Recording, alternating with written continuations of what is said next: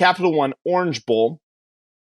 It's the Georgia Bulldogs. They're 12-1 out of the SEC, and they're going to face maybe former ACC member here shortly. I don't know. That's a lot of money they got to pay for that. The Florida State Seminoles, they're 13-0. And right now, at time of record, Georgia is a 13.5-point favorite. Over-under is low in this game, though. That was kind of shocking. 44.5 right now. There's been, Fresh, you'll probably have a little more information on Georgia. I don't know if Brock Bowers has opted out yet. Bowers and McConkey have yet to make a comment. Honestly, from my personal opinion, and also being a diehard Georgia fan, you've done enough. Sit it out. Worry about your future.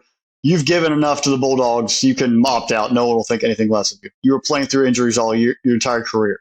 Yeah. And Florida State, obviously, we know the Jordan Travis situation. They have not mentioned anything about Benson or Coleman yet, but Johnny Wilson has opted out. Coleman and Benson were not. Yeah, Coleman, Benson, versus the Wilson. They're all not playing. They're all out. Bell's out. Bell's out. Bell's opted out too. Like they're almost a good chunk of all the starters are not playing. This is the fun thing that we have here, guys. Like we're always looking for, okay, where's the news report, and interesting thing. Fresh, this game, this could go. I'll let you go first here, real quick on this. To me, this game could go one of two ways. I think Georgia is in a lose-lose situation, and I think Florida State is in a win-win kind of situation. So I'll let you go ahead, though, first. Well, I think first off, Georgia has to blow out Florida State. Because if they win close, then it's, well, you're not that great, or you actually proved you weren't worthy to be in the playoff, or it shows that it also is a Florida State thing of, well, then Florida State definitely should have been, and they shouldn't have been here. And they are ranked at 5 for a reason, year 6. On the other side, if Florida State gets blown out, it's a no-win situation for them either, because if they get blown out, it's like, well, see, we told you it was going to happen, but then you have the excuse of, well, all of our players aren't playing. If Florida State loses close, the exact scenario is set, and if Florida State wins, then I think that's even more of them going after the committee of, we did it without 11 starters. I'm just going to use a random number there.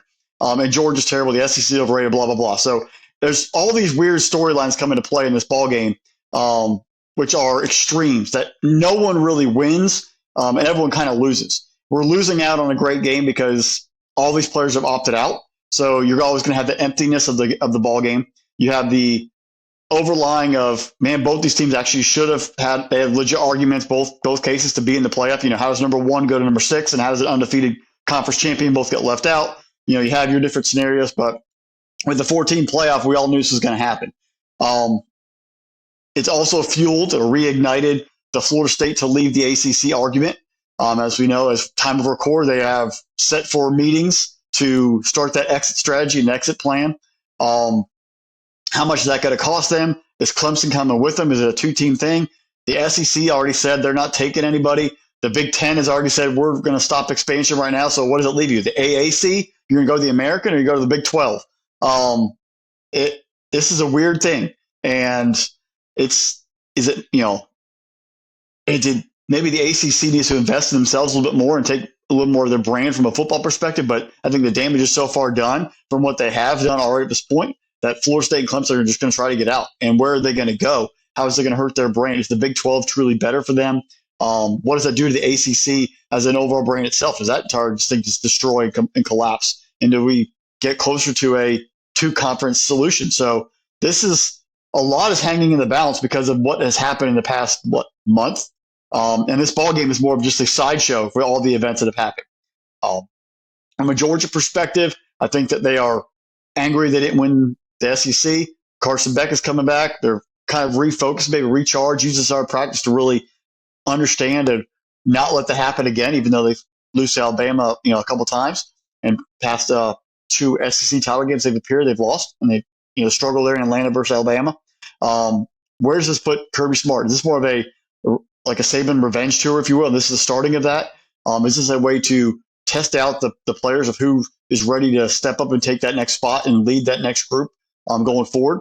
Can you keep motivating the team? I think years back, and 18 when they lost to Alabama in the SEC title game, and they went to play Texas, and Texas beat them. Was it 18? That was 18. That team did not look motivated to play, and they got beat. You didn't see that reoccurring. You saw the team come into the bowl game a little more focused. I expect to see the same in this ball game where Kirby and that coaching staff testing the entire team, testing the depth of who wants to be there, even with guys who have left or opted out. Florida State side, Mike Norvell, this is a big test for you. You had a lot of your top players who have carried you this year because last year you had a lot of success. We saw it building. This year, obviously a tremendous amount of success. Those guys aren't there. Where's the depth of this Florida State football team? You passed 3 years on signing day. You had leads on some very elite players, and you didn't close on any of them for one reason or another. Where's this depth? The roster has truly been built to the transfer portal. How do you get your homegrown talent to step up and take the next step here going forward? Well, are you a one-year wonder? Are you going to let your team pout? Or is your team going to show up with the depth and at least try to compete? You're probably already playing with a little more of a deficiency in talent-wise right now at the depth in the development spot. But will your team actually compete versus Georgia and show that you want to be there the whole? Or you could completely come in there and lay down. I think it's a bad look. We've heard this rumor of protest it, don't play the game, just show up for warm-ups and not come out. What does that do? Because you know what? There are kids who actually want to go out there and compete. Go at least, play the ball game. You're going to have to play a game. It sucks. Both these teams are in the same situation. Show up and play some football and try to get after it and compete in this football game wherever you have depth. So Tate Rademacher, give them a chance to go out there, show what you got. Who's in that second and third, that fourth receiver? Who's the depth at running back, the depth offensive line? Where do you guys come out there and want to compete and play football and not feel sorry for yourselves? Because if you do, you're going to get embarrassed on national television, and that's even going to hurt the entire program, I think, going forward, and maybe even hurt the validity of, well, you know what? Your biggest game, yeah, you had guys opted out, but you got run over. Maybe you aren't a truly elite program and you beat up on a bad ACC. Where's the Florida State mentality? Do you guys show up and actually try to compete in this ball game? Make it interesting. Show there's more than just a couple players. Obviously, this is going to be a tough one for Florida State to win. I think no matter how much they compete and how much they show up to play, but at least give us a ball game. Show up there and come out there and play. In the end, I think Georgia's going to win. I think they cover the 13.5. I think they just have too much talent, and Kirby's a little irritated and is going to drive them a little harder, and they've been running a little harder in practice. I just want to see Florida State at least give me a first half where you compete, and maybe the depth comes away in the second half. Don't get the brakes beat off you right off the bat. That's not going to leave a good look for Norvell and that the coaching staff of showing what they have under control. And I think that's going to be more demoralizing going into spring practice for Florida State than anything else. Use this as a way to sort of show your test, show your development, get better, and compete. In the end, like I said, Georgia wins, takes care of business, and moves into 24. But Florida State, don't come in feeling sorry for yourselves because I can guarantee you Georgia's not. And you don't want to be embarrassed on national television. I think this is – if Florida State goes out there and pulls those type of shenanigans, I'm going to laugh really, really hard because that's going to be hilarious to me. This is a tough situation for Georgia to be in. Because again, Fresh, as you kind of outlined there, I think they're in a lose-lose situation. The best thing that they would do, and I don't think Georgia's going to do this, but the best thing for them to do would be like a 56-0 type of game. Like they have to win. You can't win by 3 touchdowns in this game. And you need to win by it's just got to be an awful, like almost 30+ domination. Yeah. You got to turn almost where people, okay, yeah, I'm going to turn the channel off for this one. Because if Georgia doesn't do that, it's going to open up a lot of questions. Because and this is the tough part, because now when you, as I said last year to you, and I said this last year about Georgia, is that you are now, after winning back-to-back national championships, you are now the villain. You are now, everyone's looking for a reason to tear you down. And again, that could be a motivating factor for going into 24. Great. If that's what you can use for a motivating factor. But I'm going to tell you, it will annoy the living bejesus out of you if you got to hear 12 months of this type of talk here from the people that aren't Georgia fans, who are trying to tear you down. If Georgia loses this football game, the people are going to say it was a good group of kids that came through as a great class, and that is a generational talent, and look what happens when they didn't have that type of talent. And, it's same old Kirby Smart that he was a couple of years ago. If they win a close one, they're going to say, are they really that good? Are they good? Or was it, was the SEC down, which I believe the SEC was down this year. It's okay to say that, folks. You've had a great run. You can have a down year here and there. Florida State, if they beat them, like, how in the world did you lose to Florida State? Like, all of a sudden, with all the people that are opting out that are backup quarterback, so Georgia's in a super tough position for this one. And They have I to think do what they did at TCU, basically. right. And Florida State is in it. When I say they're in a win-win situation, I mean, if they get blown out, they get boat raced in this game, and it is 56-0. I'm going to use that score right now for some reason. But if it's 56-0, then okay, then Florida State, yeah, guys, I get a bunch of your players opted out, but it shows that you didn't have the depth for this game. You didn't have the depth for the playoff that you would need to be able to compete with the big boys. And that's where it is like, okay, I guess that's a lose situation for them. And I think that's a problem with Mike Norvell. That's been the conversation with Florida State all year long, is they had great at the talent was there at the starter position. It was the depth that gave them some issues. It was the depth that was the guys who were in the two deep there, that were they really as good as the guys that were in the front line there. If Florida State keeps this game close, man, you can sit there and say, listen, look at what we did.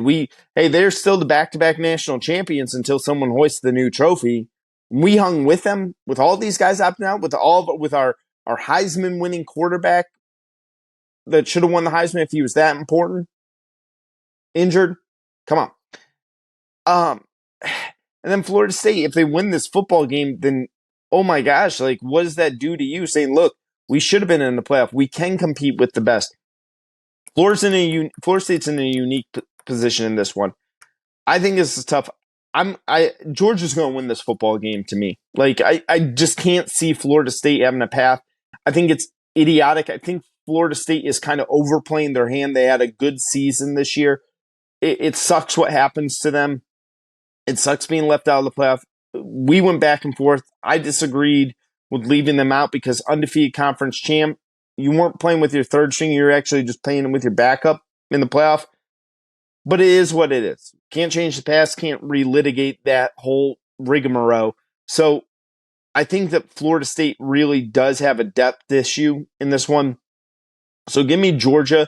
I don't think Georgia's going to get to that 56 number that I'm talking about. I think that I think this game is going to be like a 31-10 type of game, 34-10. Georgia definitely covers the spread, but it's going to be interesting to see what the ripple effect is afterwards. What do people say outside of the Georgia fans? And again, Georgia fans, any Homer fan, regardless, any fan of the team, is going to be proud of whatever their team did in the bowl game.